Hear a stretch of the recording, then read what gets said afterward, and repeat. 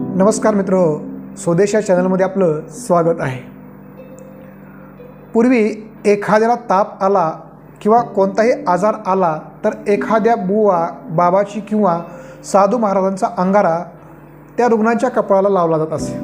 उदबत्ती जाळून जी राख पडते ती राख एका पुडीत बांधायची आणि मग ती पुडी हातात घेऊन तो बुवा डोळे बंद करी व समोरच्याला स्पष्टपणे काहीच ऐकू येणार नाही अशा जलद गतीने तो काही मंत्र पुटपुटत असे आणि मग आपल्याला माहिती नसलेल्या त्या जे मंत्राचे उच्चार आहेत ते करत असे। ती पुडी भारली जात असे आणि मंत्राने भारलेल्या पुडीतील ती राख मग ती राख न राहता तिचा अंगारा होई आणि तो अंगारा रुग्णाला बरे करण्यासाठी वापरला जाईल।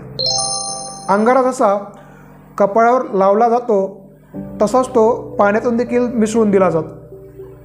ग्लासभर पाण्यात अगदी चिमूटभर अंगारा टाकून ते पाणी रुग्णाला दिले जातं। आज कायद्याच्या काचाट्यात सापडू नये म्हणून बरेच बुवा आणि बाबा महाराष्ट्रामध्ये अशा अंगारे देत नाहीत। हे सगळं प्रमाण महाराष्ट्रामध्ये कमी झालं आहे। शिवाय समाजामध्ये देखील वैद्यकीय शिक्षणाबाबत जागृती झाल्यामुळे देखील लोक अशा बुवा आणि बाबाकडे जाण्याचं कमी झालेले आहेत।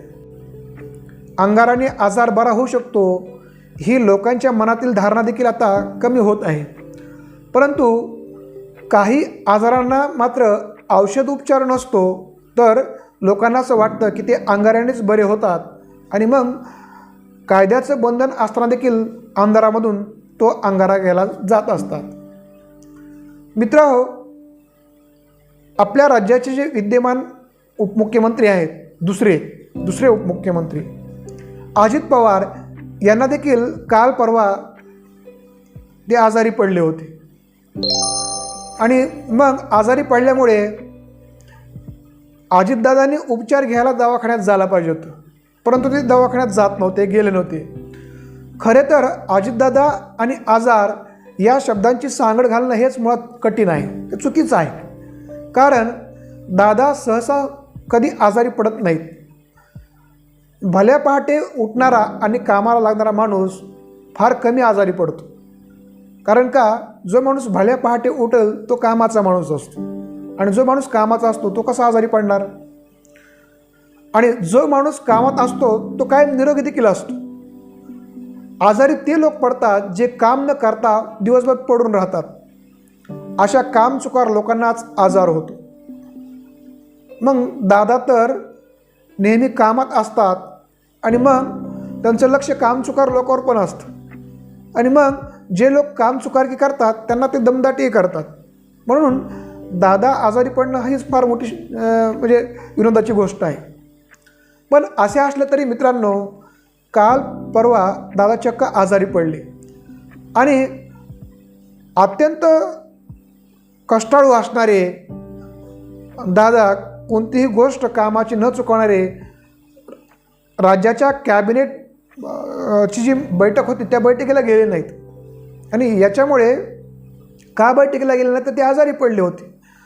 आणि हे सगळं जेव्हा शिंदे आणि फडणवीस यांना कळालं याचं त्यांना जाम टेन्शन आलं। कामाचा माणूस अशा प्रकारे जर आजारी पडत असेल तर शिंदे फडणवीसांना फार मोठा घोर लागला की हे कसं काय आजारी पडले। मग आता त्यांचा उपचार तर केला पाहिजे आणि मग उपचार कसा करायचा याचा देखील फार मोठा पेच निर्माण झाला।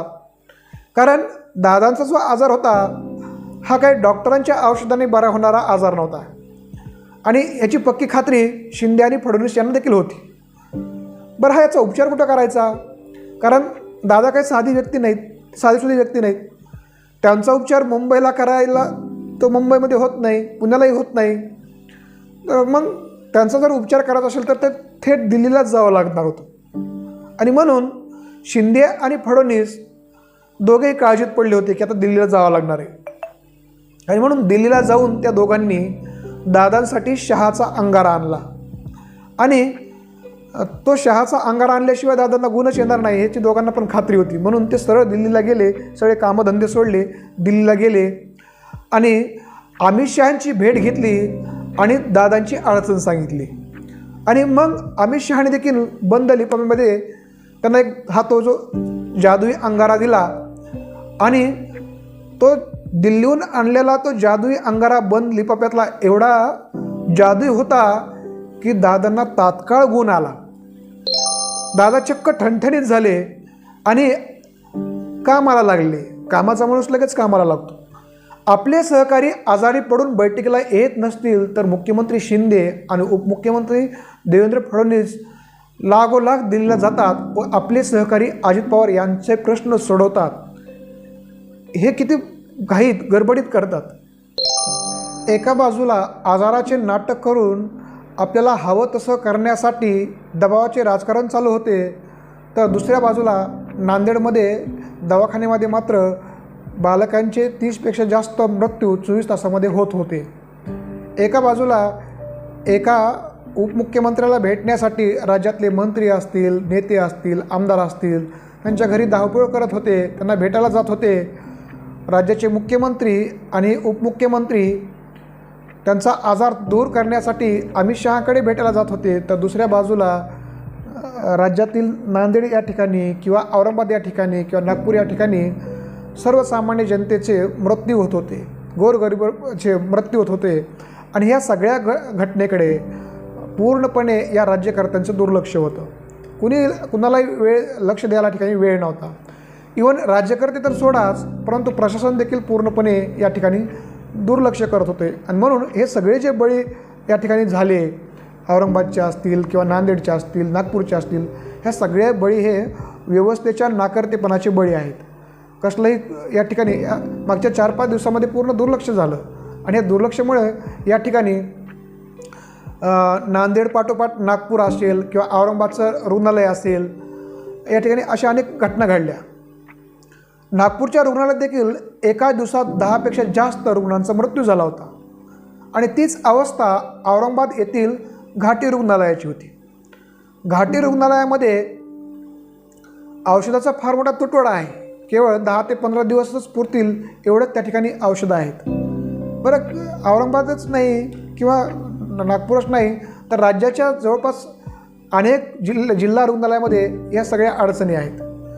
बीडच्या जिल्हा रुग्णालयात देखील औषधाची तुटवडा असल्यामुळे बरीच औषधं भेटत नाहीत आणि म्हणून पेशंटला बाहेरून औषधं आणण्यासाठी लिहून चिठ्ठ्या द्यायला जातात, अशा प्रकारचे आरोप केले जात आहेत किंवा अनेक रुग्णांचे म्हणणं आहे.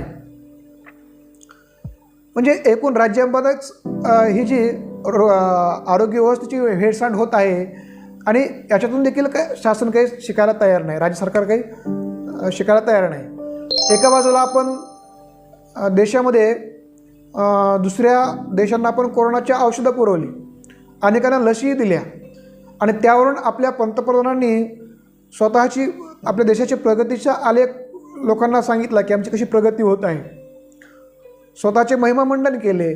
परंतु नांदेड आणि औरंगाबाद आणि नागपूरसारख्या ज्या घटना आहेत, या घटना घडत असताना मात्र देशाचे पंतप्रधान, देशाचे आरोग्यमंत्री किंवा राज्याचे मुख्यमंत्री आणि आरोग्यमंत्री यांना थोडाही लक्ष त्या ठिकाणी द्यायला वेळ नाही.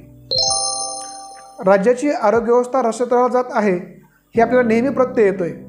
आणि संतापजनक गोष्ट म्हणजे ह्या घटना घडल्या होत्या आणि ह्या घटना परत नव्हत्या घडायला पाहिजे, परंतु 24 तासामध्ये परत औरंगाबादमध्ये त्याची पुनरावृत्ती झाली.